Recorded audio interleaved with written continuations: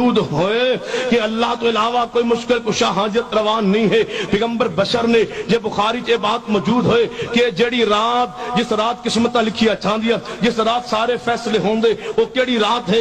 انا انزلناہ فی لیلۃ مبارکۃ انا کنا منذرین فیہا یفرق کل امر حکیم۔ رب دا قرآن کہے کہ ہر رات ہر بات دا فیصلہ اسی لیلۃ القدر نو کر دیاں۔ رب دا قرآن کہے کہ ہر جناب فیصلے قسمت دا فیصلہ لیلۃ القدر نو ہوندے، کوئی مرے گا کوئی جیے گا، فیصلہ لیلۃ القدر نو ہوندے۔ تے تیرا مولوی کہے اخبار تے میڈیا تے ذرائع ابلاغ کون کے نہیں شب برات نو ہوندے، اور تو شب برات دا رات دا قیام کرے، شب برات نو جناب رات نو شہری کھائے، رات 12 بجے تو بعد قبرستان جائیں، اور پھر جناب صبح روزہ رکھ کے کہے کہ پیغمبر دا طریقہ ہے اس رات نو بجٹ پیش ہوندے، تو جھوٹ بولنے، تیرا مولوی جھوٹ بولنے۔ رب دا قرآن سچا، پیغمبر دی حدیث سچی ہے۔ جہاں اس رات دا اہل اسلام دے نال کوئی تعلق نہیں، اس رات دا پیغمبر دی حدیث نال اس رات دی فضیلت و فضائل و مناقب جتنے بیان کیتے جاندے نے جو قرآن و سنت تو ثابت نہیں۔